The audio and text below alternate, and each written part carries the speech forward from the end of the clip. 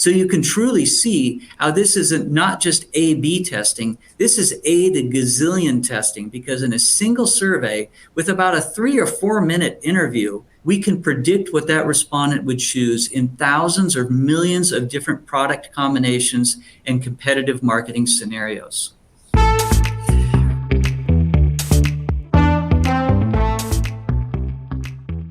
The Conjoint analysis in a single survey, we can vary the features and the prices so that we can actually test hundreds or thousands of realistic looking products and pricing combinations.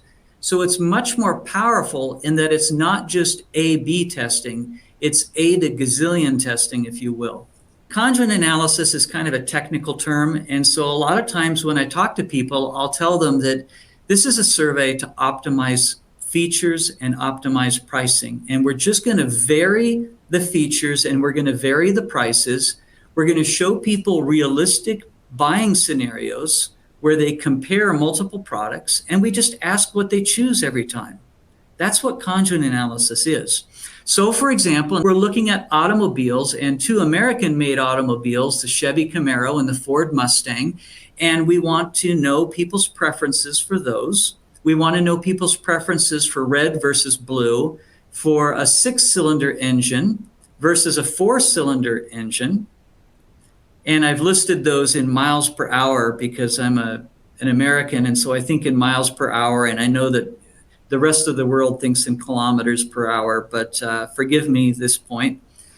And the price, $32,000 US in this case, or $30,000 US.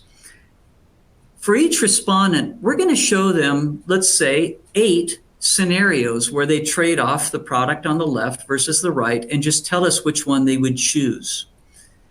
So let's imagine that the respondent tells us that they want the product on the left in this scenario, the Chevy Camaro, red, and $32,000. There are 8 questions. And now you can see that the Chevy Camaro is no longer red, it's blue, and its price has changed. And the Ford Mustang has changed its price and its color. And we're also, essentially, we're studying different attributes, different features, and we're varying them independently across the choice tasks. And each choice task has the same format, but the features and the prices are very different each time.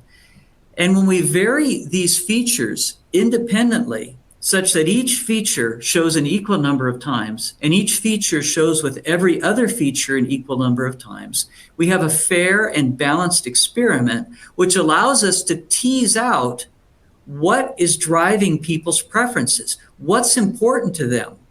We don't have to ask them, how important is the color to you, or how important is price? By asking them more realistic trade-off situations similar to what they see in the real world and asking them to evaluate things and choose like they choose in the real world, we can tease out statistically what's going on in their heads in terms of what's driving their preference. And we're not letting the respondent be lazy. They can't just say, oh, 5, 5, 5, 5, 5. We say, which do you prefer, left or right? Or we might be showing 3 products at a time or 4 products at a time. It's very common to show 3 or 4 products at a time in a conjoint survey, and it can be viewed very nicely on a handheld phone. Conjoint analysis works very well on handheld phones. Here's an example where I've just expanded what we're doing to allow people to say none. I wouldn't buy either of those. And typically in conjoint analysis today, we include a none option so that respondents are not forced to tell us that they would pick something when in reality they wouldn't buy it. As I explained, because I've got a fair and balanced experiment that typically you use a conjoint analysis software to draw that fair and balanced experiment so that it's efficient for estimating people's preferences and building our predictive model, we can statistically then tease out which product features and prices were driving people's choices. We use a model, it's called a logistic regression model, to calculate the scores or the preference utilities that predict or explain what people choose. If I'm a respondent who is really favoring red, you're going to find that I pick red a lot the product that's red a lot, and you'll find that I have a high utility for red.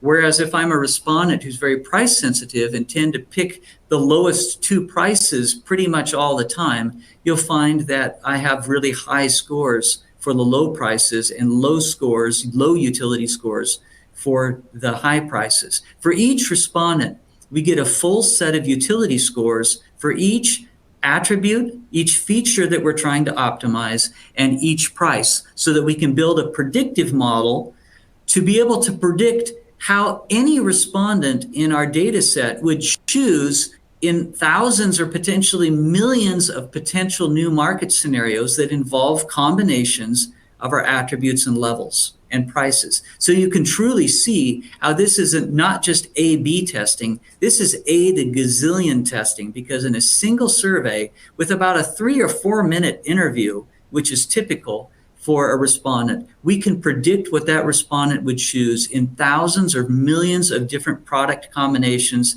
and competitive marketing scenarios.